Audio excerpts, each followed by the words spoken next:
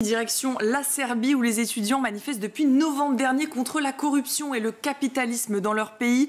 Il s'agit là d'un des mouvements les plus importants depuis 1968. Alors pour comprendre cela, il faut remonter au 1er novembre dernier où l'auvent de la gare de Novi Sad que l'on voit en photo s'est effondré alors qu'il venait d'être rénové, ce qui coûte à la mort de 15 personnes. Pour les étudiants, cet événement, ce fut la goutte d'eau qui a fait déborder le vase et qui s'est ajouté à des problématiques déjà existantes comme les affaires criminelles ou encore le contexte économique. Mais l'effondrement de cette gare a surtout fait dire une chose aux étudiants, c'est que la corruption tue et c'est tout là le problème.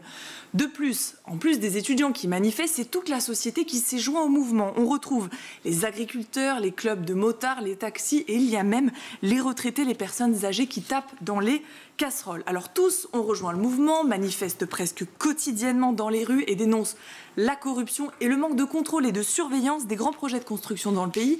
Grands projets qui ont été initiés par le président Aleksandar Vučić qui est au pouvoir depuis 2014. Alors la teneur des manifestations, c'est quoi exactement? Alors les jeunes et les étudiants sont très organisés, déterminés. Ils manifestent à pied, à vélo, sur des embarcations ou encore sur des tracteurs.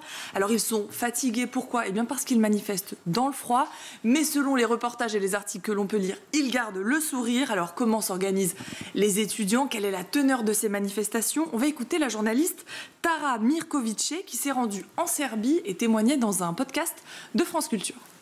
La manière dont les étudiants sont organisés, c'est vraiment un exemple de démocratie directe très radicale. Donc c'est des assemblées en fait où toutes les décisions, des choses de tous les jours on va dire, à l'organisation vraiment de la grève générale, qui sont en fait des décisions qui sont votées dans ces assemblées où chacun peut s'exprimer. En fait chacun parle à un temps de parole devant l'assemblée. C'est des rassemblements qui sont non violents et malgré en fait des pressions certains des hooligans ou des personnes en tout cas qui sont des individus en fait qui sont payés par le gouvernement pour venir créer un peu de désordre. En fait, les étudiants restent calmes. Des manifestations donc bien organisées et dans le calme. Mais parmi toutes ces manifestations, deux ressortent. Les journées de mobilisation les plus importantes, on a à la fois une marche de près de 80 km où les étudiants ont relié Belgrade à la gare de Novi Sad, c'était donc une marche symbolique, et une deuxième manifestation importante, c'est un blocage de 24 heures sur un nœud routier, principal échangeur de Belgrade. L'objectif des étudiants et de la population, c'est de faire la lumière sur l'effondrement de la gare de Novi Sad. Mais si depuis la France, il est difficile de se rendre compte de l'atmosphère, de ce qui se passe là-bas, je vais vous lire un témoignage d'un journaliste croate, Tomislav Kukek, qui dans un reportage disait, je cite, « Les étudiants, les lycéens, les jeunes revendiquent un changement fondamental. Ils aspirent à un monde nouveau et meilleur, sans nationalisme, sans malhonnêteté, sans violence.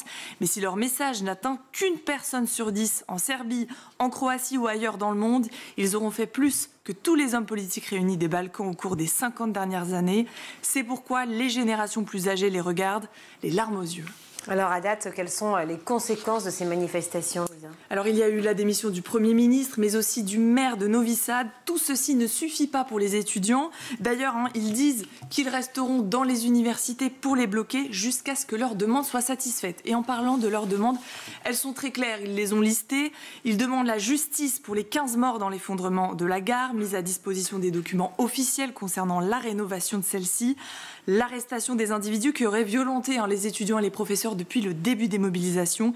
Ils demandent également la fin des poursuites à l'encontre des étudiants arrêtés et enfin une augmentation de 20% du budget de l'enseignement supérieur. Alors pour conclure très rapidement, les étudiants ne demandent pas la chute du régime mais simplement un avenir meilleur pour eux et les prochaines générations.